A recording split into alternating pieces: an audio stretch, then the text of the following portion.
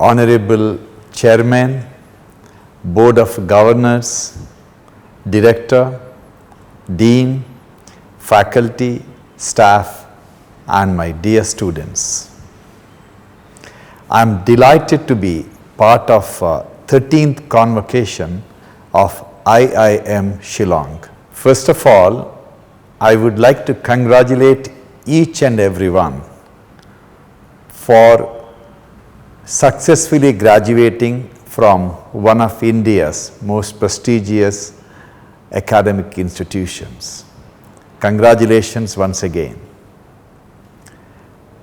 The world in which, or the world which was when you joined the IIM Shillong, and the world how it is now when you are graduating are dramatically different. World has turned upside down due to COVID. 100 years from now, if a historian is going to write the history of the world, there will be two distinct periods. One is BC, that is before COVID, and the second one is AC, that is after COVID. These two worlds are dramatically different, and welcome to the new world, what we call as post-COVID world. Mark Andreessen, the founder of Netscape, which disrupted internet, made a prediction that software is going to eat the world. He predicted long ago that every industry in the end is going to be a software industry. There will not be an exception, and this is what we are observing now. What would have taken another 10 or 20 years for the disruption, COVID made the disruption in less than few days. We as doctors were dreaming of online healthcare, to see our patients online in our mobile phone. But repeated attempts of us didn't succeed until COVID came. In less than few weeks, online consultation became a reality. It was accepted legally by the medical council, and today we have the privilege of seeing patients in any part of the country online, real time, and give them the advice. It is a different experience altogether. As young, enthusiastic graduates, when you come out of your institution, it doesn't matter which industry you want to embrace, whether it is hospitality industry, whether it's a manufacturing, or whether it is space technology, whatever you want to do, build it around the digital tools, because that is going to make it scalable, efficient, affordable, and accessible. This is what all of you must remember. Exponential technologies, faster and cheaper computing power will disrupt everything. And my industry, healthcare industry, is not going to be different. I have absolutely no doubt that in the near future, smart software will make smarter diagnosis than doctors. It's a matter of time before we doctors will be legally mandated to get the second opinion from the software before starting the treatment. It is going to happen. It is not going to make us less important. It is only going to make us safer for the patient. So healthcare will become accessible, safer, and affordable to everyone. It doesn't matter whether you suffer from headache to a heart attack. Your first consultation will happen online. It is a matter of time. When you enter a hospital, if you ever have to, the experience is going to be dramatically different. There will be reception without receptionist, because whatever a receptionist does today would have been done a couple of days earlier online by the receptionist at home and you relaxing in your drawing room at home. If you ever enter an intensive care unit, there will be no intensivist. They will be at home monitoring patients online, real time, and that will make intensive care safer for the patients. You will see always in hospitals young girls running around carrying the blood sample, tissue sample, taking the files from one point to the other. That is going to be the history. All that transporting of material in the hospital will be done by very inexpensive robots. And inside the hospital, only the people who are going to touch the patients are going to be working.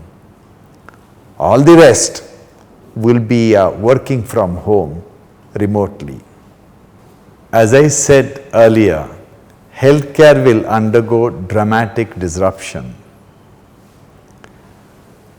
You look at Uber, one of the perhaps the world's largest transport company, doesn't own a single car. Look at Airbnb, one of the largest hotel room providers, doesn't own a single hotel. Look at Alibaba, world's largest retailer, has no inventory. And the world's largest healthcare provider will have no beds. It is going to be a software. And we in India have a phenomenal opportunity to create that software and change the healthcare forever.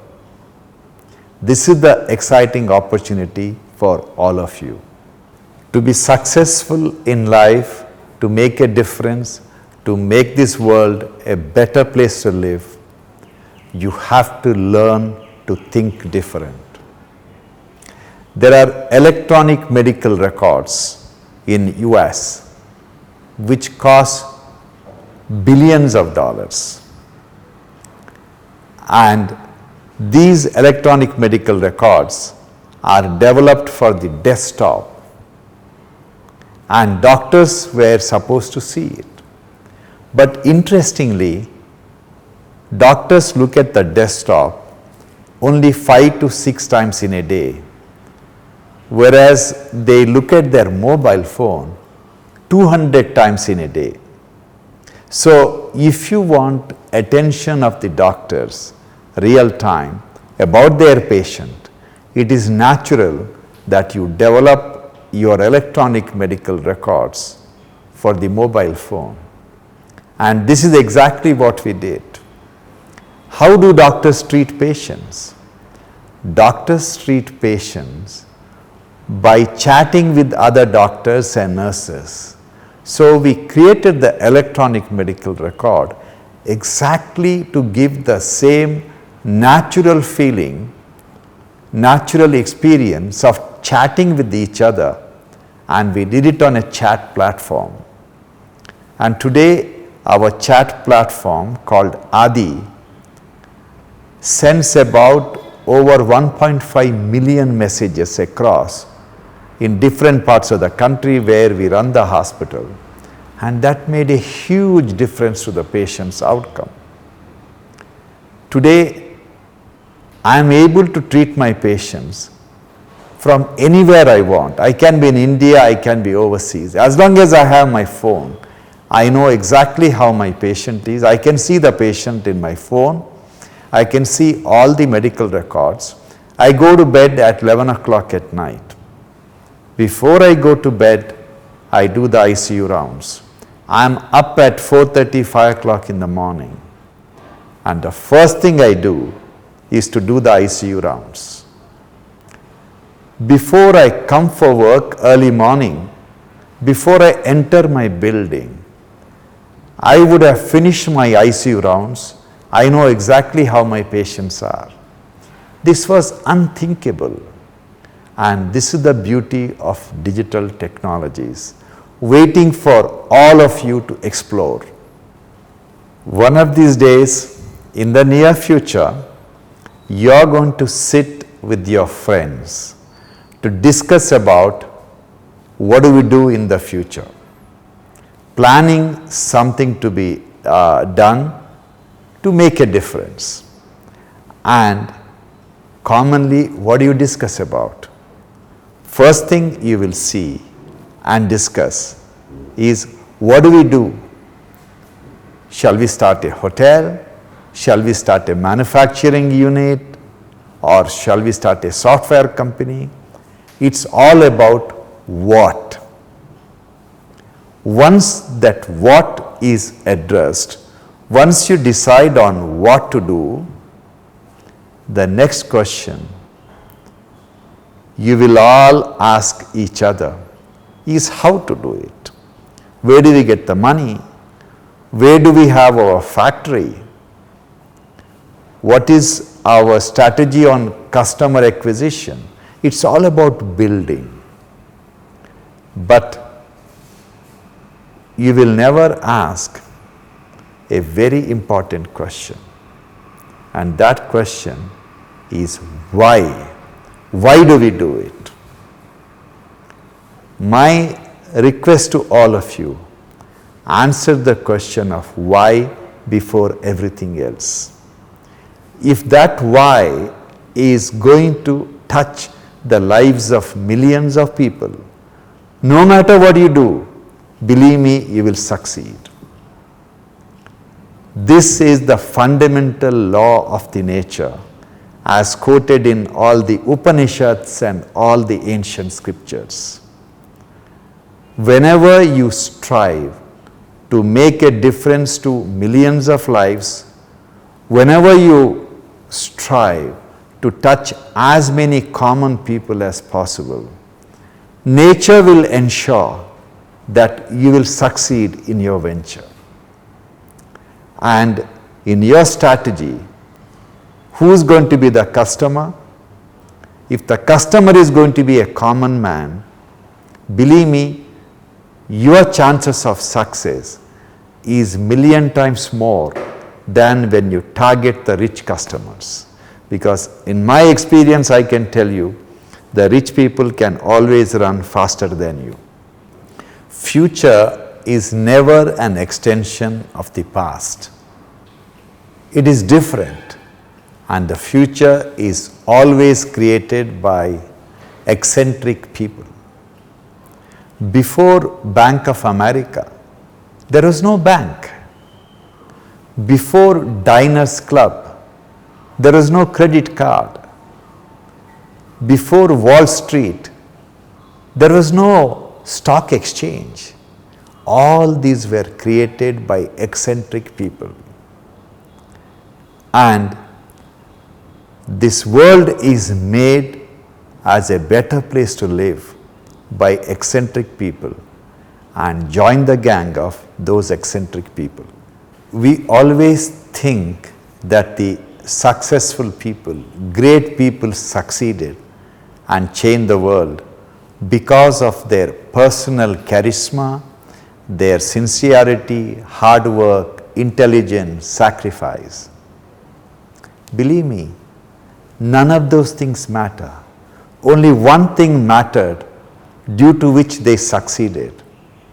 It is the power of purpose. Power of purpose is more important than anything else you want to do in this world. I will give you one simple example. Look at the father of the nation, Mahatma Gandhi. you try to analyze him. He is hardly 5 foot nothing. He is not the strongest man in the world. He is not the greatest orator to charm millions of people. He doesn't come from a royal family to have the connection with the rest of the world. He brought 400 or 500 million people together and taught them to fight for freedom. And those people had no idea what freedom was, because their great-grandparents were slaves, their grandparents were slaves, their parents were slaves, and that was their life. How could you teach people to fight for something and to die for something which they never experienced before? The concept of freedom was not known to them. And he did all that at a time when there was no internet, there was no social media, there were hardly any newspapers. How could he do it?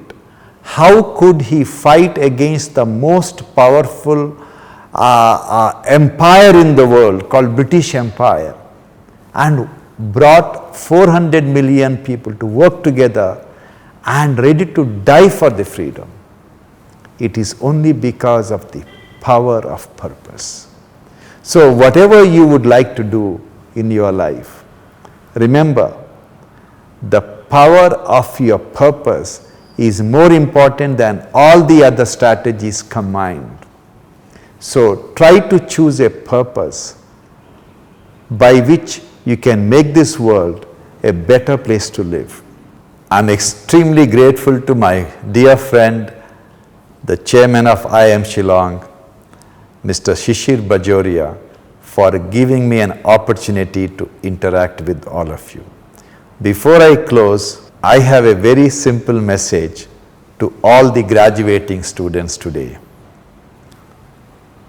Today you are graduating. My request to all of you is to go home and hug your parents and you tell them that you love them. You may think that your parents know you love them, but most of the time they don't. So it is very important for you to hug them and tell them you love them and how grateful you are. And that will make their day, and that will pave the way for a phenomenal bright future for all of you. Good luck and God bless.